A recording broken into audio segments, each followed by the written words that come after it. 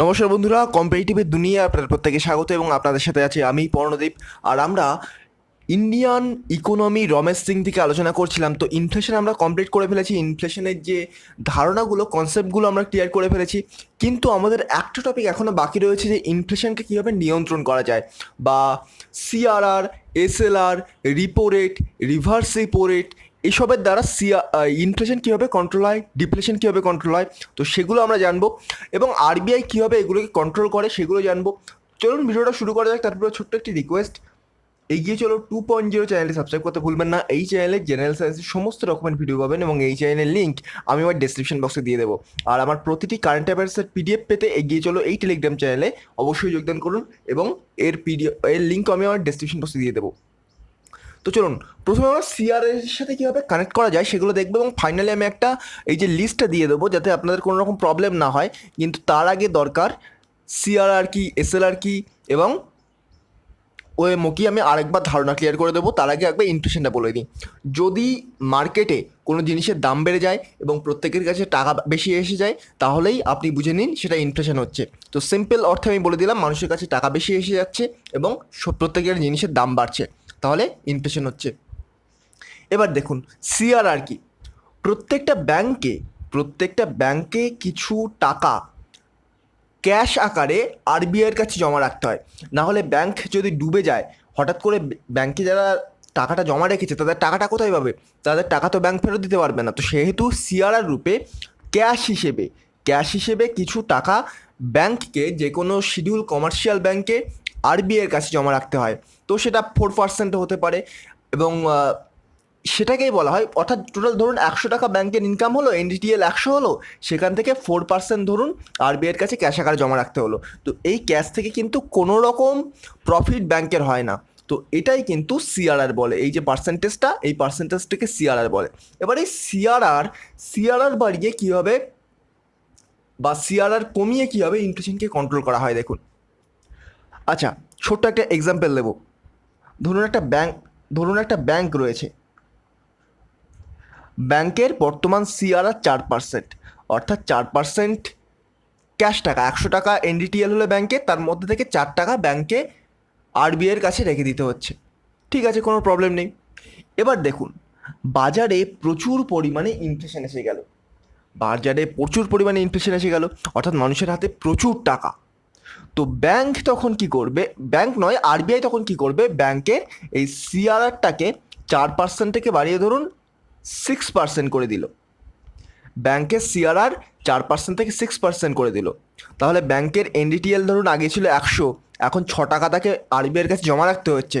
তাহলে সে কত টাকা ইউজ করতে পারছে? 94 টাকা। আমি এসএলআর এর কথা পরে আলোচনা করছি, কিন্তু আমি সিআরআরটা ধরে ধরে এক এক করে আলোচনা করছি। তো প্রথমে সে ব্যাংক ইনভেস্ট করতে পারছিল 96 টাকা, এখন সে ইনভেস্ট করতে পারছে 94 টাকা। তা আপনি একটু ভেবে বলুন তো, 96 টাকা ইনভেস্ট করলে তার বেশি লাভ হবে নাকি 94 টাকা ইনভেস্ট করলে বেশি লাভ হবে? অবশ্যই 96 টাকা ইনভেস্ট করলে বেশি লাভ হবে। তো ব্যাংক তখন কি করবে? ব্যাংকের যেই এই সিআরআর এর রেটটা বাড়িয়ে দেবে আরবিআই, ব্যাংক তখন বেশি লাভের জন্য এই 94-এর ওপর বেশি রেট চাওয়াবে। অর্থাৎ ব্যাংক বাজারে যখন লোন দেবে, বাজারে লোন দেওয়ার সময় ব্যাংক বেশি পার্সেন্টের লোন দেবে। তো বাজারে যদি লোনের হার, অর্থাৎ আপনি ব্যাংকের থেকে লোন নেবেন গাড়ি কেনার জন্য, বাড়ি তৈরি করার জন্য, হোম লোন নিচ্ছেন, কার লোন নিচ্ছেন, এডুকেশন লোন নিচ্ছেন, তো এই লোনের রেট যেই বেড়ে যাবে, আপনি বলবেন না আমি এখন লোন নেবো না, কয়েকটা দিন যাক, সিআরআর একটু লোনের রেটটা কমুক, তারপর আমি লোন নেব। তো এই যে, আশা করি বোঝা গেল। তো আপনি যেই লোন নেবেন না, মার্কেটে যখন লোন নেওয়াটা কমে আসবে, তখন কিন্তু এই যে ইনফ্লেশন, অর্থাৎ মার্কেটে টাকার পরিমাণটা কমে আসবে। তো এইভাবে কিন্তু সিআরআর বাড়িয়ে দেওয়া হয় যখন ইনফ্লেশন হয়। তাহলে ডিফ্লেশন হলে কী হবে? সিআরআর কমিয়ে দেওয়া হবে, সিম্পল জিনিস। আমি আরেকবার এক্সপ্লেন করছি। ধরুন একটি ব্যাংকের সিআরআর রয়েছে 4%, আমি আবার এক্সাম্পল দিচ্ছি, 1 মিনিট, জাস্ট সেকেন্ড। ধরুন একটি ব্যাংক, তার সিআরআর বর্তমানে 5%। তাহলে এনডিটিএল যদি 100 টাকা হয়, তার 5 টাকা তাকে আরবিআইয়ের কাছে জমা রাখতে হচ্ছে ক্যাশ আকারে, কোনো রকম প্রফিট হবে না। তো তখন ব্যাংক ইউজ করতে পারছে কত? 95 টাকা। 95 টাকা ব্যাংক ইউজ করতে পারছে। আরবিআই ধরুন বাজারে ইনফ্লেশন হয়েছে বলে আরবিআই ব্যাংকের সিআরআর বাড়িয়ে 20% করে দিল।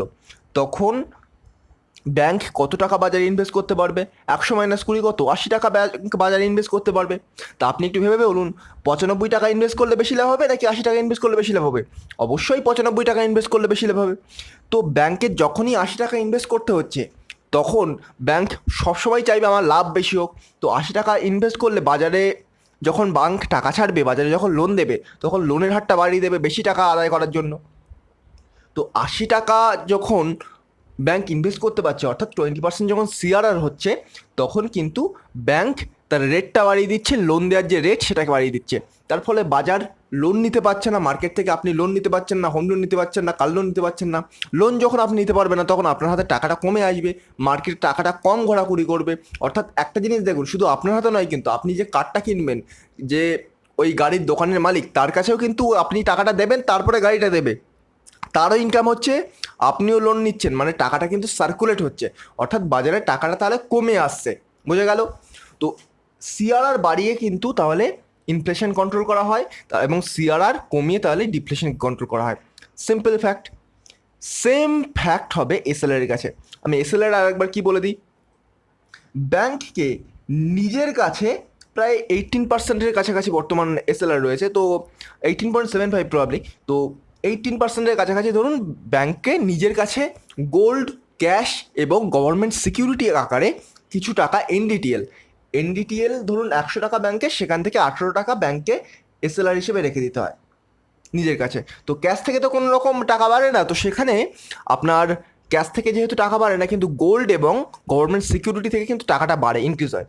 তো এসএলআর থেকে সাধারণত এসএলআর ইউজ করা যায় না গভর্নমেন্ট বন্ডের ক্ষেত্রে, কিন্তু এসএলআর ইউজ করা যায় কখনো কখনো, সেটা নিয়েও আমি আলোচনা করেছি আমার ইকোনমি সিরিজে।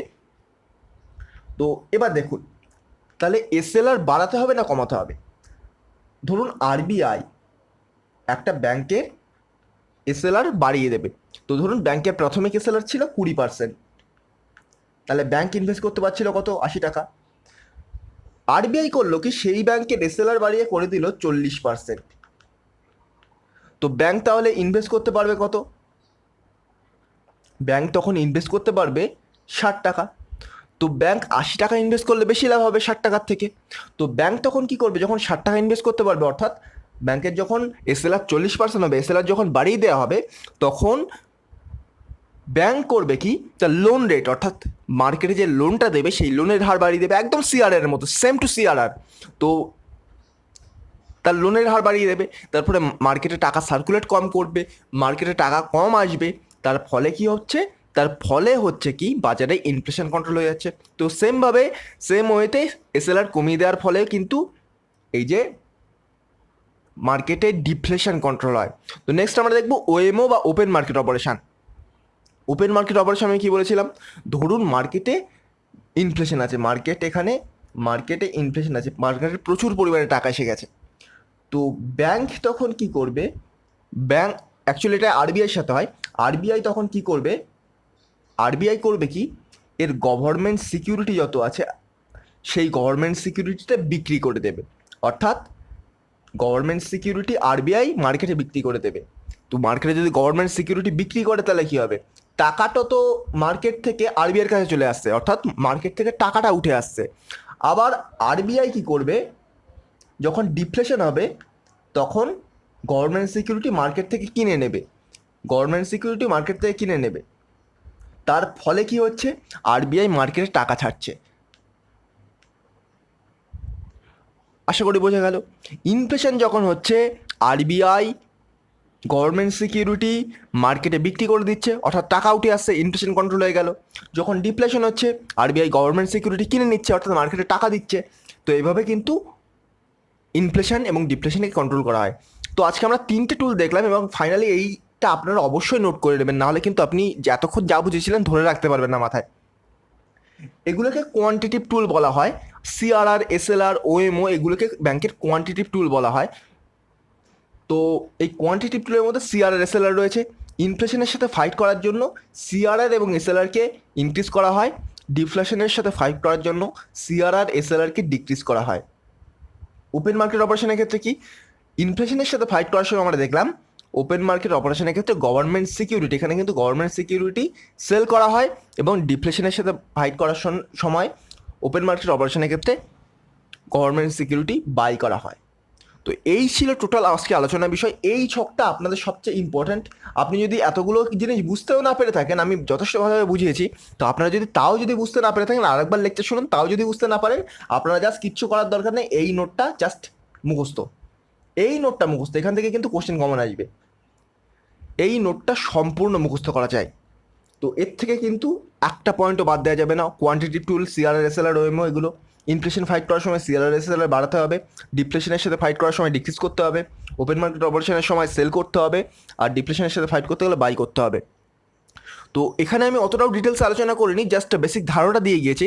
কিন্তু আপনারা আমার ব্যাঙ্কিং সিস্টেমের সমস্ত লেকচার দেখে নেবেন, তাহলে কিন্তু কোনো রকম প্রবলেম হবে না।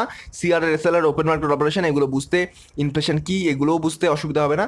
তো চলুন, এই ছিল আজকের ছোট্ট ভিডিওটি যদি ভালো লেগে থাকে তো এই ধরনের ভিডিও আরও পেতে আমার চ্যানেলটিকে সাবস্ক্রাইব করে পাশে থাকা বেল আইকন প্রেস করতে ভুলবেন না। তো আজকের মতো গুড বাই, পরবর্তী ভিডিওতে আবার দেখা হবে। Thank you.